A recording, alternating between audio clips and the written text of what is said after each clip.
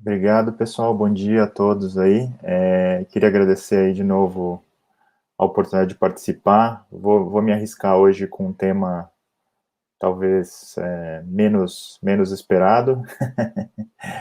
É, Basicamente tenho participado aí do Mobility Brasil desde a concepção.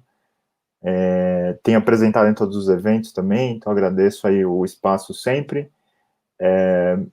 Aqui um pouquinho da minha história, do que eu fiz nesse mercado. Continuo trabalhando pela Cisco hoje em dia como o arquiteto de soluções líder para a América Latina. Sou CCIE Wireless. Tinha algumas certificações CWNP que expiraram, mas também investi um pouco nessa carreira aí. E aí, nesse último ano, eu já tinha feito uma passagem aí, investido algum tempo na parte de inovação, e nesse último ano tenho estudado Data Science, e daí veio a ideia de compartilhar um pouquinho com vocês do que eu tenho aprendido, e como aplicar isso, como que a gente pode aplicar isso em Wi-Fi, tá? Então, o objetivo da sessão aqui é explicar um pouquinho do que é inteligência artificial, machine learning, deep learning, tentar sair um pouco do hype, né? Fazer algo mais pé no chão. Acho que hoje esses termos são usados de forma indiscriminada. Aí contar um pouquinho por que faz sentido realmente a gente lançar a mão desse tipo de tecnologia para Wi-Fi. Aí eu vou apresentar alguns conceitos básicos para vocês, inclusive via um hands-on, pequeno hands-on, então quem quiser participar aí vai poder acompanhar. E o objetivo, pessoal, não é que ninguém saia expert no assunto, mas que vocês tenham uma primeira visão, quem sabe saiam com interesse de aprender mais e de tentar aplicar isso no nosso profissionais de tecnologia, principalmente da área de mobilidade, tá? Então, basicamente, é essa agenda, esses são os objetivos, e a agenda está muito alinhada com os objetivos, então vou fazer primeiro uma introdução, depois mostrar alguns cenários onde está sendo aplicado em Wi-Fi, e aí a gente vai fazer o nosso exemplo prático, depois eu volto para a gente fazer um fechamento, tá bom? Então vamos lá, pessoal, sem querer gastar muito tempo, mas também só para fazer um contexto aqui, né, colocar todo mundo no contexto, acho que a gente sim, né, se a gente parar para pensar, a gente sim tem utilizado esse tipo de tecnologia, né, normalmente chamado de inteligência artificial, para ser um pouco mais amplo, no nosso dia a dia como consumidores, como pessoas, como consumidores, né? Então, desde a nossa interação com o assistente social de casa, que hoje em dia já está nos nossos carros, até quando a gente, por exemplo, está lá procurando algum conteúdo para a gente assistir, para a gente ouvir, bem como as empresas têm usado isso, né? Por exemplo, para fazer detecção de fraude, para melhorar seus processos produtivos, para melhorar, nesse caso aqui, por exemplo,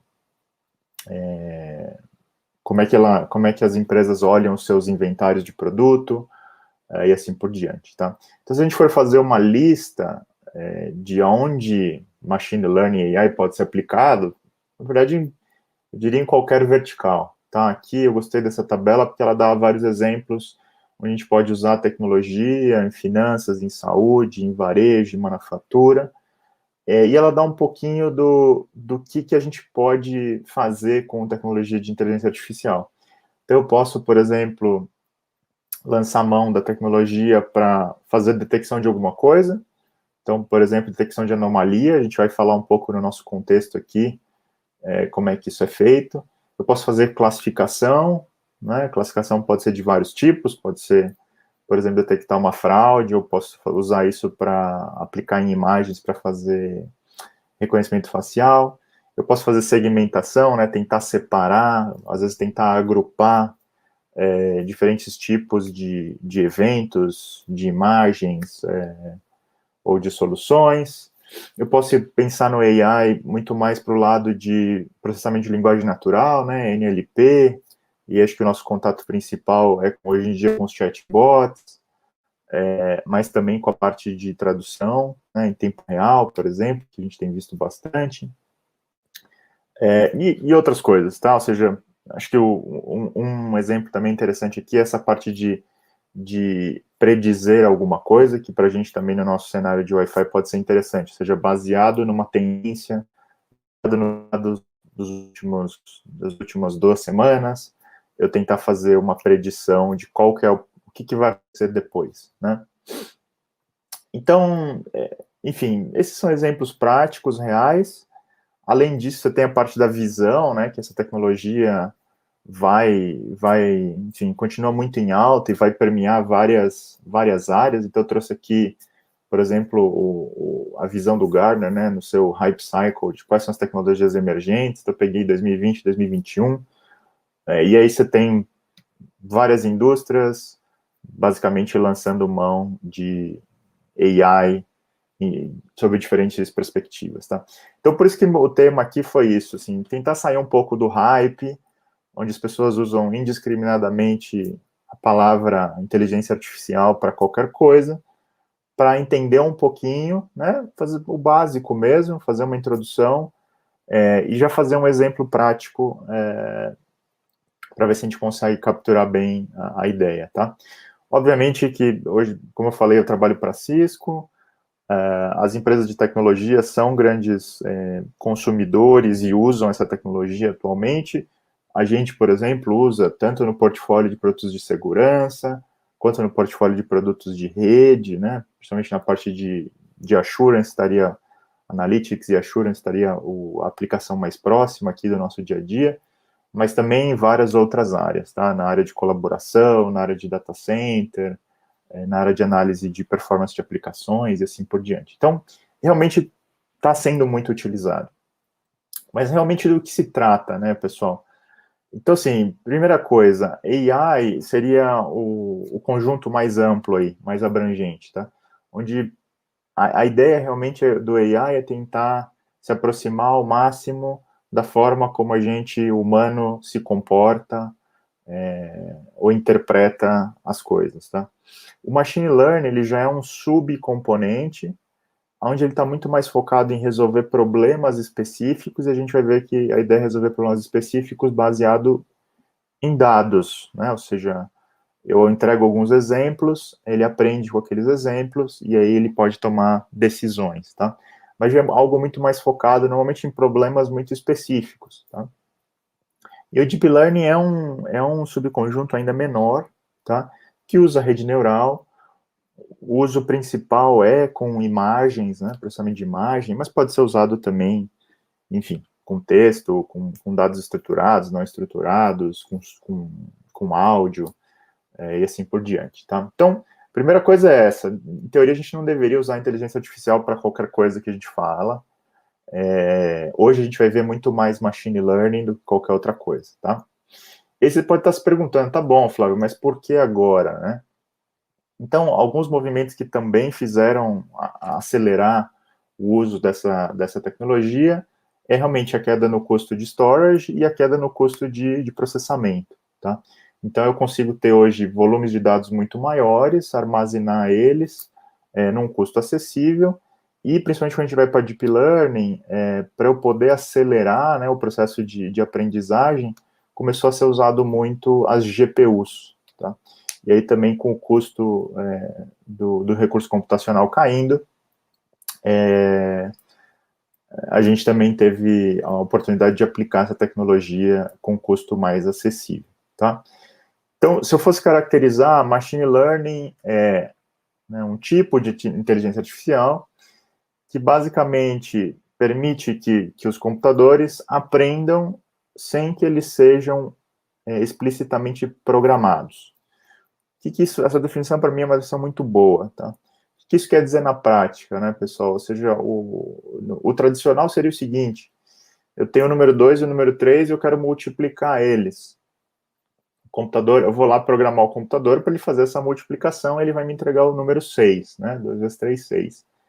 A ideia do machine learning é que eu não preciso programar o computador para ele fazer essa operação matemática nesse caso, né? Mas eu vou mostrar exemplos para ele, então eu vou dizer assim, olha, se eu te der o número 2 e o número 3, a resposta tem que ser 6.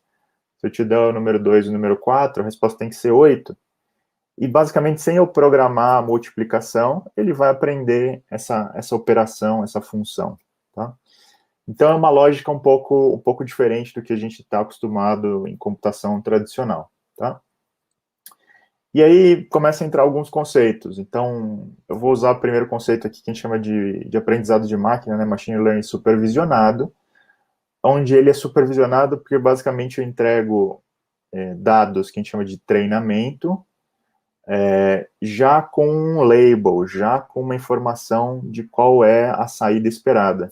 Então lá, como na matemática, 2 e 3, o número esperado era 6, né?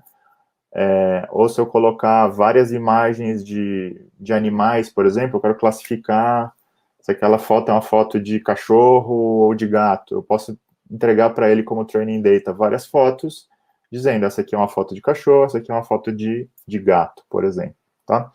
E aí, basicamente, ele vai criar um modelo, né? O output disso vai ser um modelo.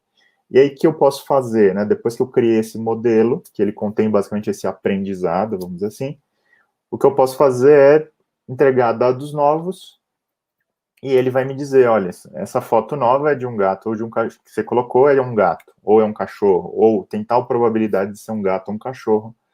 Então, seria o processo que a gente chama de inferência, né? Baseado em informações prévias, eu vou inferir se aquela, por exemplo, num processo de classificação, se aquilo é um cachorro ou um gato, tá? Se a gente for olhar isso para um lado já, esse exemplo aqui é um lado de aprendizado supervisionado, mas não de classificação, de regressão, onde a diferença, em vez de eu classificar entre gato e cachorro, aqui eu estou falando que eu vou calcular um valor, e basicamente é o seguinte, eu vou, por exemplo, coletar vários dados de qual era o SNR de um cliente e qual foi o throughput obtido, tá? SNR, throughput, que são esses pontos em amarelo. E basicamente o que meu modelo vai fazer de regressão, ele vai criar uma função matemática que tenta explicar bem esses dados apresentados, tá? E aí quando eu entrego um novo ponto, seria esse ponto vermelho, eu falo, agora meu cliente está com SNR 25. Ele vai me falar, olha, o throughput esperado para ele é X, tá? Em nenhum momento eu coloquei a tabela de SNR versus data rate versus throughput, eu basicamente apresentei os dados e a partir disso eu criei um modelo, tá? Obviamente que eu posso sempre retreinar esse modelo, à medida que vão chegando novos dados, eu posso gerar novos modelos, tá? E aí, basicamente, tem N tipos de machine learning, eu diria. Eu vou mostrar dois aqui inicialmente, porque são os iniciais, né? O aprendizado supervisionado é o que a gente está falando, onde eu entrego informações de entrada e eu digo o que elas são. Então, aí, por exemplo, das imagens é bem fácil de captar, né? Então, imagem de cachorro, eu falo, isso aqui é um cachorro, imagem de gato, isso aqui é um gato. Esse é o que a gente chama de aprendizado supervisionado, que eu estou entregando a imagem e um label, né, dizendo o que é a imagem. O não supervisionado é quando eu entregaria, por exemplo, um monte de imagens de animais, sem falar o que é cada animal. E aí, basicamente, o que o algoritmo não supervisionado normalmente faz, ele tenta agrupar, né, buscar similaridades entre as informações de entrada e agrupar aquilo, né, separar em grupos. Então, em teoria, você poderia tentar usar aprendizado supervisionado para ele agrupar, né, um grupo de imagens que, em teoria, ali representariam, no final, imagens de cachorro ou de gato, tá? Existem N outros tipos, né, o aprendizado semi-supervisionado, o aprendizado por reforço, que tem sido bastante utilizado também no nosso segmento aqui, mas não vai dar tempo hoje da gente entrar em detalhes, tá? A primeira vez que você olha esse mundo é complexo, na verdade não só a primeira vez, acho que todas as vezes, mas você vai se acostumando com a ideia. Então a gente já falou de dois grandes grupos, né, classificação e regressão.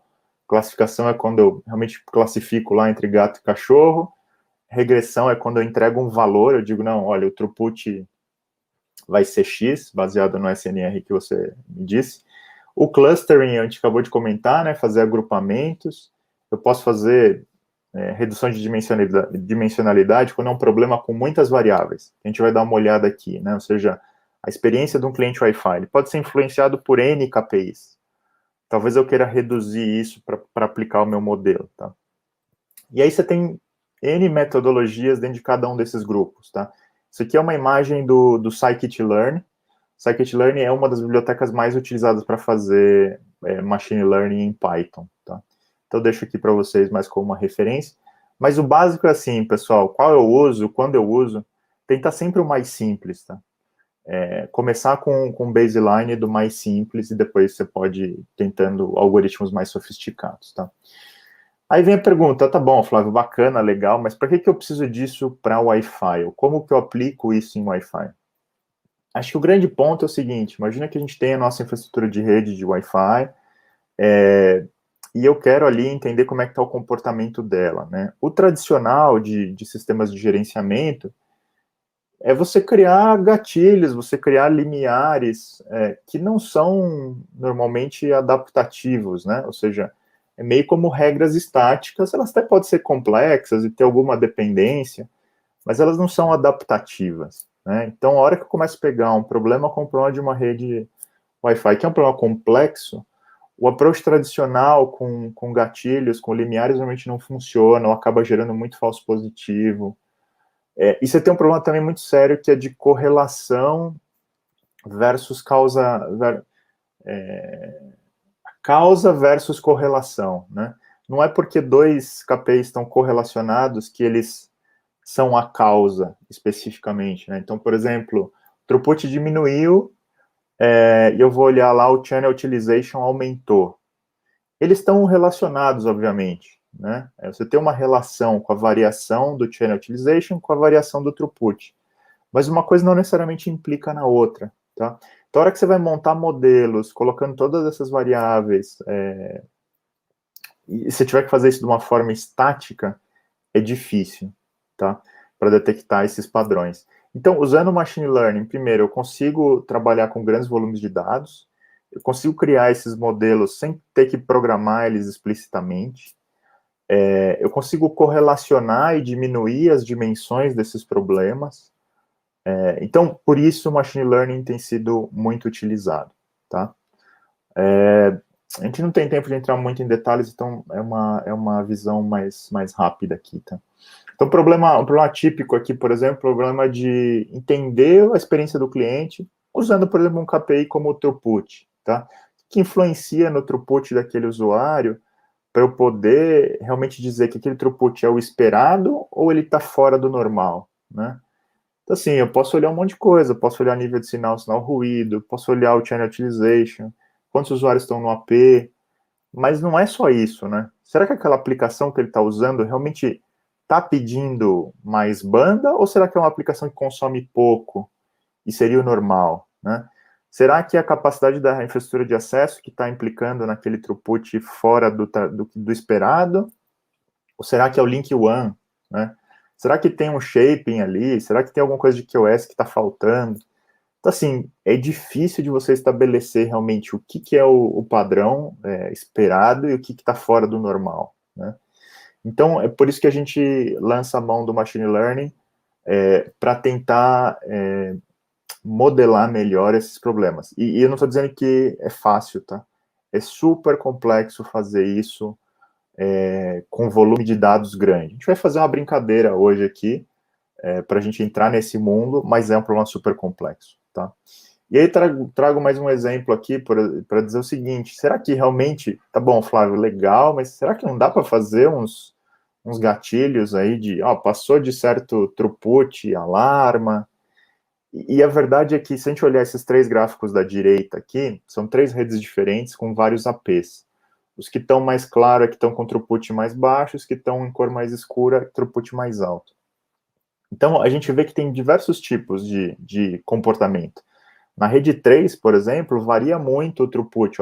Hora tá mais tráfego, hora menos. E parece ser algo meio cíclico.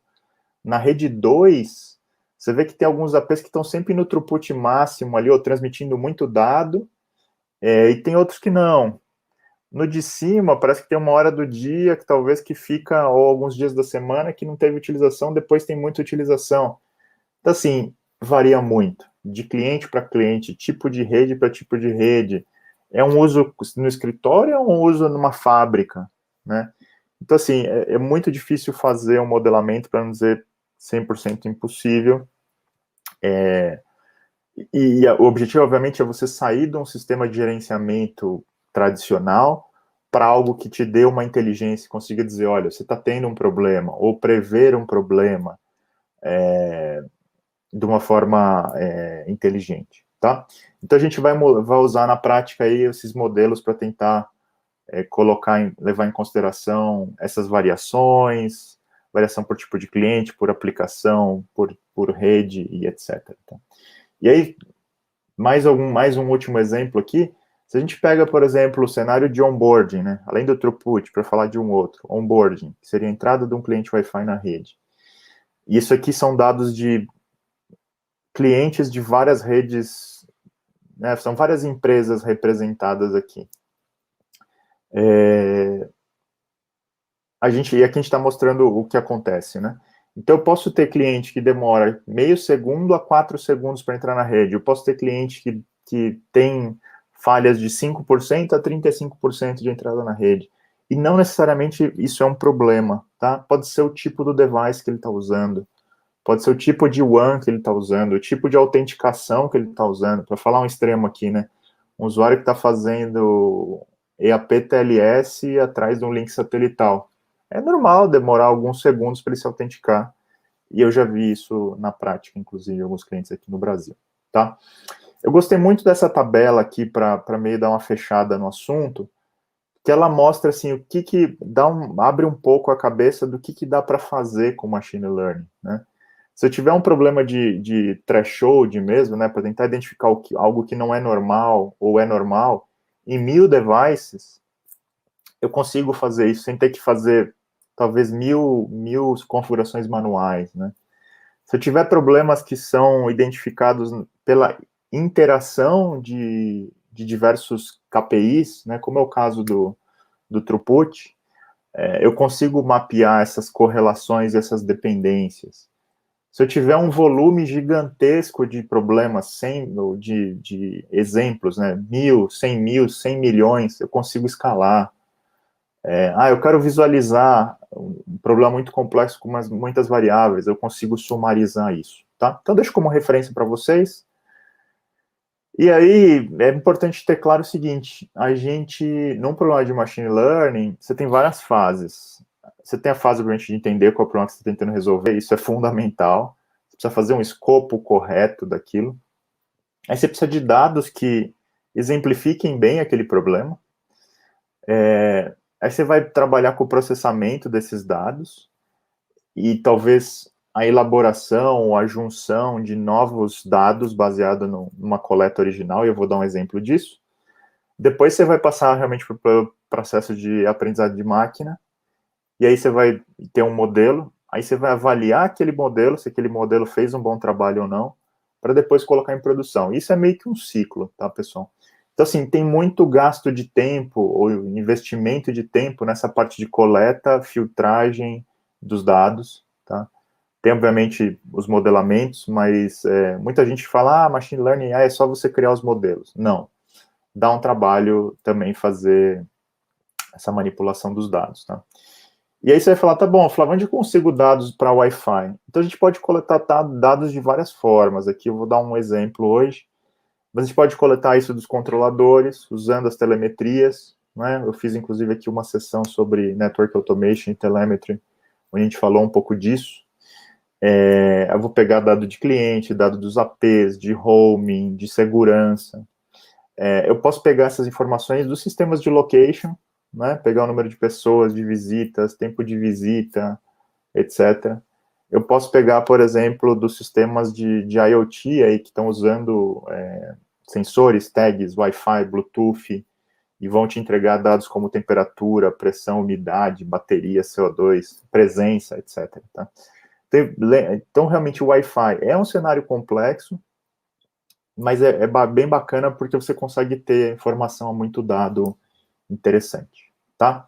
Eu deixo aqui também como referência outras duas referências aqui, né? Os vendors têm alguns repositórios públicos de dados, eu deixo esse daqui da Cisco, E também você tem repositórios como o Kaggle, que na verdade você tem, além de repositórios, você tem competições lá, né? É muito interessante, tem cursos, inclusive, deixo como referência para vocês, tá? Então agora eu vou fazer o seguinte, eu vou compartilhar o meu browser, porque tem o meu exemplo aqui. Ah, perdão, eu fiz coisa errada aqui. Se puderem compartilhar o link, aí eu agradeço. Um minutinho, Flávio. Vou compartilhar aqui pro pessoal só um minuto. Tá legal. Pronto, já compartilhado. Tá no chat. Legal. Então o Wellington compartilhou. Se puder colocar minha tela de volta aí, Wellington. Obrigado. O Wellington compartilhou o link do meu GitHub aqui. Basicamente é github.com/correaflavio/mbc2021, aonde vocês vão cair nessa página aqui do GitHub, e aí tem esse link de um notebook Jupyter, tá? A gente em Machine Learning, a gente usa muito o Jupyter, os Jupyter Notebooks para rodar exemplos, e o Google te dá um Jupyter free na cloud, que é o que a gente está utilizando, tá? Então, se vocês quiserem seguir comigo aqui, basta vocês clicarem nesse link aqui, que vai levar para essa página aqui do Google Colaboratory, tá? Então, basicamente está compartilhado aí, quem quiser acompanhar agora ou quem quiser depois rodar, fica à disposição. Então, eu criei um primeiro exemplo aqui para a gente fazer juntos, para a gente colocar na mão na massa aqui, colocar em prática. Então, eu acabei de falar de como conseguir os dados, né? E entrando um pouquinho mais em detalhes, dentro do aprendizado supervisionado, como eu falei, você tem duas coisas. Você tem a classificação, onde o objetivo é dizer se aquele elemento nesse caso aqui, se realmente o paciente está doente ou está saudável. Ou nesse outro caso aqui, que é a regressão, no caso da direita, onde basicamente você vai entregar informações, né, dados, e ele, em vez de te classificar em A ou B, ele vai te entregar um valor, tá? Então, nesse caso aqui pode ser, sei lá, quantidade de genes, quantidade de, enfim, ou seja, valores, e nesse caso aqui são dados categóricos, tá? E aí, o que eu fiz? Até coincidiu bem, eu nem sabia que o Elliot ia falar disso, mas eu peguei um exemplo aqui de classificação de rogues, tá? Pensei no seguinte, falei, legal, a gente até consegue criar regras para classificar rogues, mas são regras meio que travadas ali, meio manuais, né? Então, eu poderia criar um modelo de machine learning para fazer essa classificação automática de rogue access points, né? Então, eu deixo aqui algumas referências de como capturar a informação de rogue access points. Então, a gente poderia considerar, por exemplo, capturar direto dos controladores, no nosso caso aqui, usando modelo Yang, usando, por exemplo, gRPC como protocolo para telemetria. Na parte de Merak também, até o Elliot acabou mencionando o Air Marshal, e também deixo aqui o link da minha sessão do 2019 sobre o assunto, tá? Então, basicamente, o que a gente quer fazer, a gente quer coletar os dados de forma que a gente consiga caracterizar aquele rogue, nesse caso,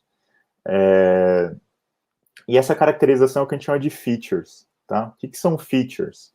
Se eu pegar aqui, por exemplo, uma laranja e uma maçã, features são características que descrevem essa fruta, nesse caso, né? Então, pode ser a cor, pode ser a textura, pode ser o sabor, tá?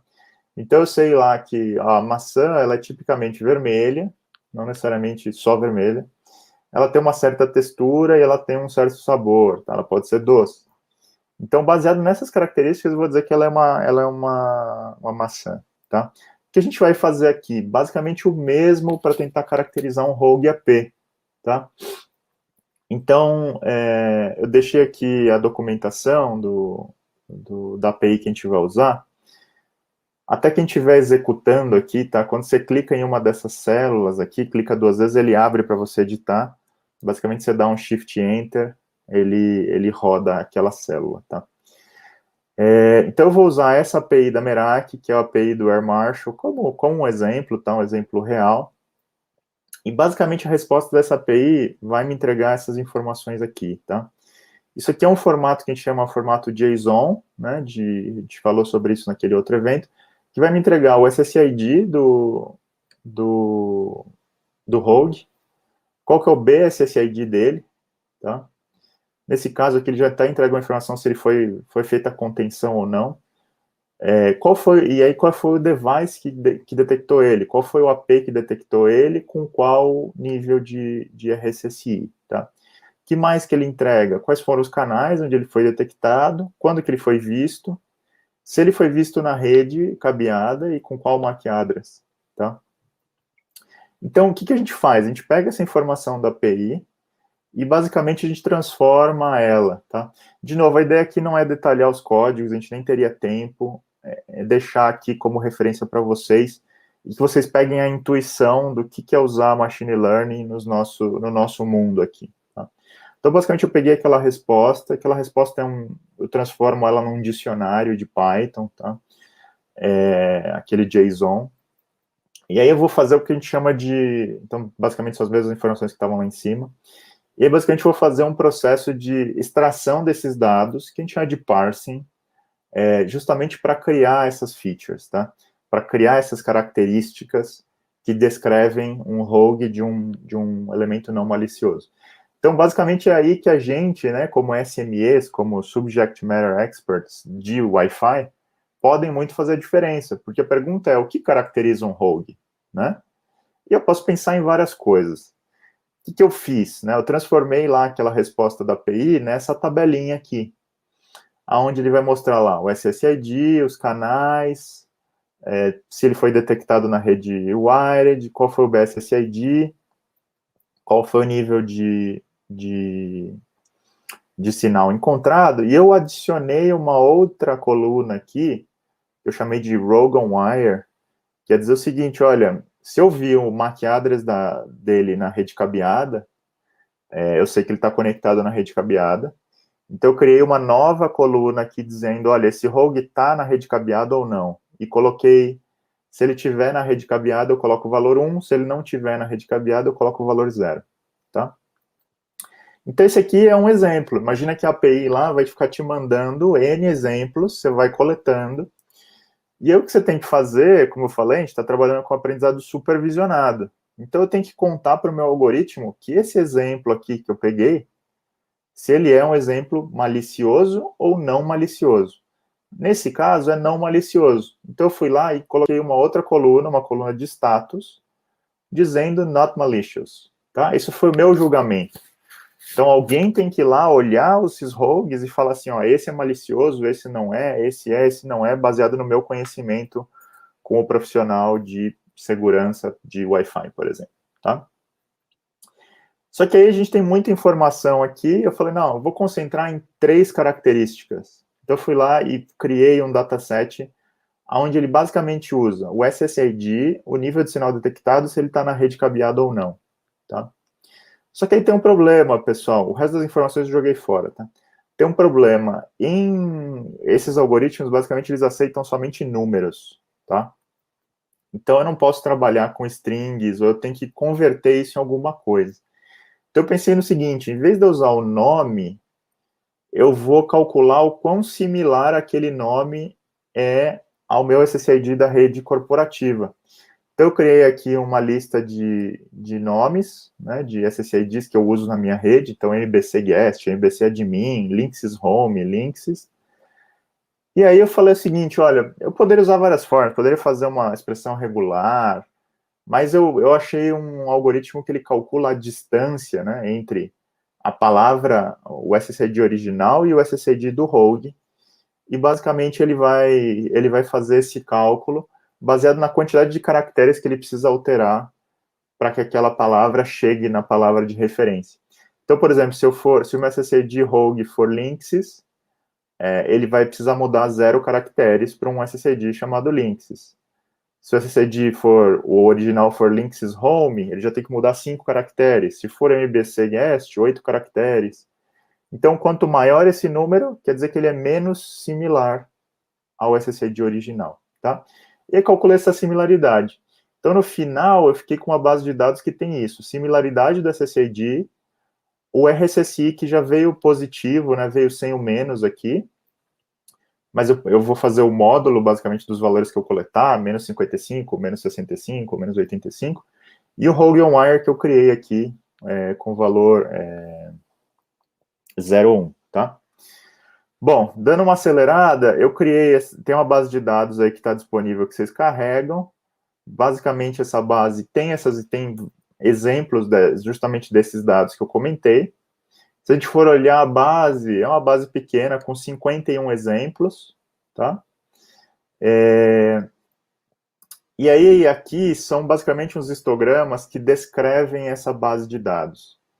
Então, ela vai falar assim, qual que é a quantidade dos SSIDs com diferentes valores de similaridade? Qual que é a distribuição de valores de RSSI? Quantos exemplos eu tenho com rogues conectados na rede cabeada ou não? Ou seja, eu tenho muito mais exemplos de rogues não conectados na rede cabeada. E quantos exemplos eu tenho? 0 seria não malicioso e 1 malicioso, tá? Tem um ponto importante, a gente não vai entrar no detalhe aqui também, é que eu tenho que ter esses dados balanceados, tá?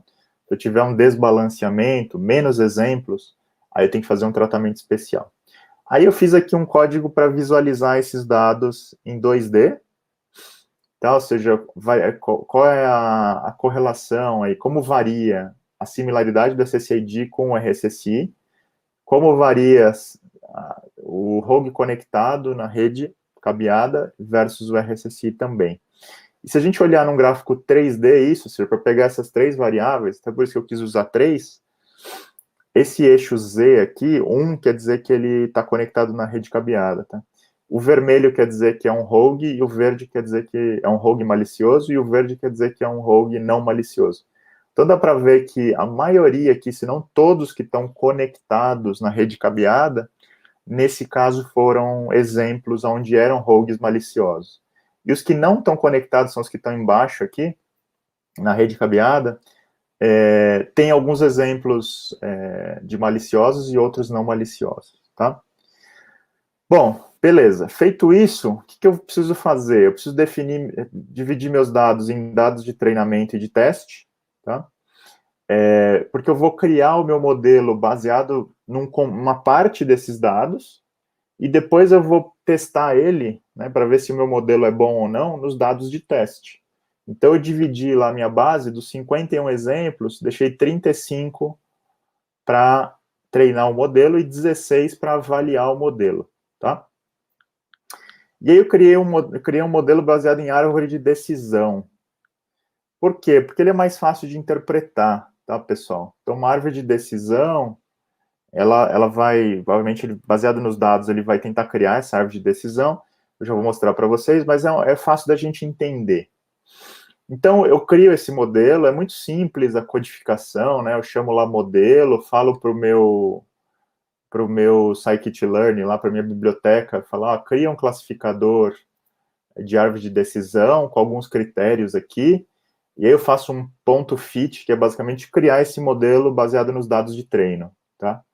E aí depois eu posso fazer um ponto predict aqui, que é para fazer a predição. Aí eu entrego os dados de teste, faço a predição, né? Ou seja, eu entrego novos exemplos e falo assim, meu modelo, agora que você aprendeu, baseado nesses novos exemplos, qual é rogue malicioso ou não? E aí eu comparo a predição nova feita com os dados de teste que eu já sabia se eram maliciosos ou não. Eu tive uma precisão de 87%, tá? O que quer dizer isso, pessoal? Se eu olhar essa matriz aqui, ela vai falar que dos meus exemplos lá treinados, 50% foram verdadeiros positivos, 37% verdadeiros negativos, ou seja, ele acertou, né, 87%, como eu falei. Eu não tive nenhum falso positivo, eu tive 2 falsos negativos. Então, num caso de classificação, normalmente a gente usa essas métricas de acuracidade e essa matriz para ver os verdadeiros positivos, verdadeiros negativos e assim por diante, tá? E aí, se eu for olhar o meu modelo, até porque meu tempo está acabando aqui já, pessoal, ele mostra como é que ele tomou a decisão. Então, das minhas 35 amostras, ele já conseguiu separar 10 numa primeira decisão, baseado se ele estava conectado na rede cabeada ou não. Então, 10, ele já viu lá que, se ele olhar se está conectado na rede cabeada, ele já consegue detectar que ele é malicioso. Os que sobraram, ele dividiu em dois, baseado na similaridade do SSID. Então, os que são muito similares, né, próximos a zero, ele também achou um exemplo, na verdade, que ele já colocou como malicioso. E aí, depois, a próxima decisão foi baseada no RSSI. Então, os que tinham sinal menor do que 82, ele jogou para um lado, como não malicioso, os que tinham maior, ele já jogou para o outro, e aqui ele dividiu de novo em RSSI menor ou igual a 73, tá? Então, note que ele criou essas decisões automaticamente para a gente. Não fui eu lá que programei e disse, ó, se tiver na rede cabeada é tanto. Se tiver nível de sinal a partir de tanto, é rogue ou não, tá? É malicioso ou não. Então, ele criou esse modelo para a gente. E aí, basicamente, o que eu posso fazer? Com esse modelo, eu posso colocar um novo exemplo. Nesse caso aqui é um exemplo de um SSID bastante similar, então um score de 2, nível de sinal alto e conectado na rede cabeada. Aí eu rodo de novo e ele vai me dizer aqui, olha, esse rogue é malicioso, tá? Eu deixei aqui embaixo para vocês testarem com um exemplo de vocês, tá? Então, na hora que vocês rodarem essa célula aqui, 70, ele vai pedir para você fazer o input da sua rede, qual é o SSID oficial, qual é o SSID do rogue, qual é o nível de sinal, se ele está conectado na rede cabeada ou não, e aí aqui embaixo ele vai te dizer se ele é malicioso ou não, tá? Então, assim, espero que tenha sido interessante aí com o primeiro exemplo. É um monte de código na tela, tentei colocar umas imagens para ficar minimamente divertido aqui. E, assim, esse é só o começo, tá? Eu queria realmente ter tempo para mostrar muito mais, exemplos de regressão, onde eu poderia, por exemplo, criar meu próprio modelo de localização. Então, eu faço lá fingerprinting, coleto um monte de informação de nível de RSSI, a minha posição, eu posso criar meu próprio modelo de localização baseado em fingerprinting usando regressão, por exemplo. Eu posso prever o throughput dos meus clientes. E aí tem alguns dados que são especiais, por exemplo, se eu quiser pegar olhar a variação de ocupação do meu escritório ao longo dos dias da semana e quiser prever se na semana seguinte eu vou ter espaço suficiente para os meus funcionários baseado nessa tendência. Aí eu consigo fazer essa predição também, mas eu tenho que tomar uns cuidados específicos, porque são dados sequenciais, né? A sequência dos dados fazem diferença, tá? Então, é um dado que eu vou poder ver uma tendência, uma sazonalidade, e eu vou ter que aplicar modelos específicos, tá? Então, tudo isso é bem interessante. Eu poderia criar um algoritmo de RRM meu, que olhasse o histórico de mudança de canal, e eu criasse o meu algoritmo para ele tomar decisões baseadas, sei lá, num histórico maior, ou em horários do dia, tá? Então, assim, era um pouco disso. Vou até parar de compartilhar aqui para colocar o meu slide para fechar, que eu também sei que meu tempo já se esgotou. Mas era um pouco disso, pessoal. Eu sei que é um tema, talvez aqui um pouco fora da caixa.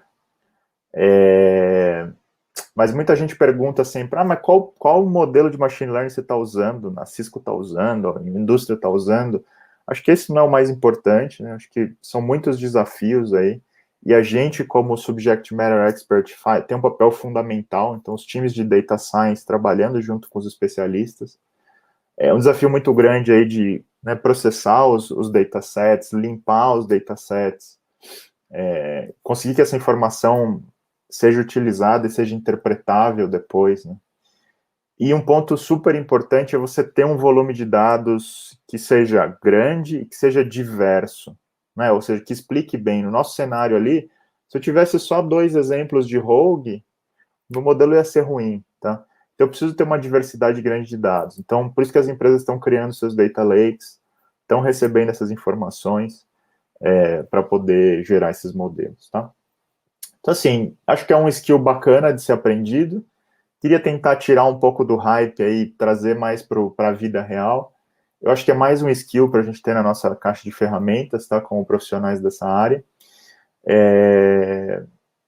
Pode ser um pouco assustador no começo, mas é bem interessante, porque é muito amplo.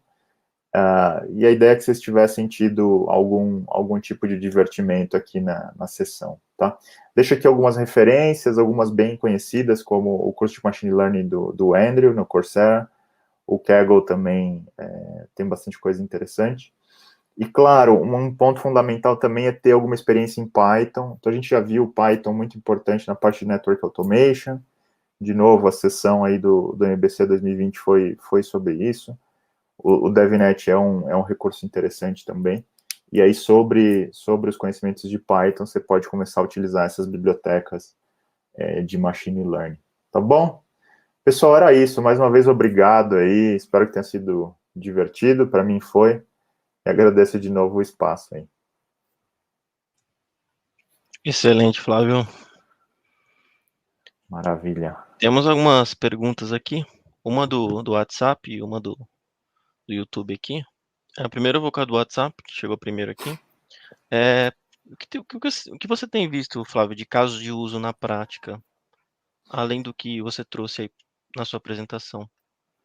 Eu acho que na prática, né, ou seja, os times de desenvolvimento de produto das nossas empresas, né, os produtos comerciais, eles têm focado muito, inicialmente foi na experiência do usuário final, na experiência do cliente Wi-Fi. Acho que esse é um problema super complexo de ser resolvido, e aí a vida real é isso, o primeiro. Agora a gente começa a ver até, né, já variações, tem uma onda agora muito grande de aplicar mais isso na parte de RF mesmo, nas decisões de RF, de qual o melhor canal, qual a melhor potência, ou seja, próxima evolução dos RRMs aí, lançando mão dessas tecnologias. Então, isso é o que eu vejo na prática, tá?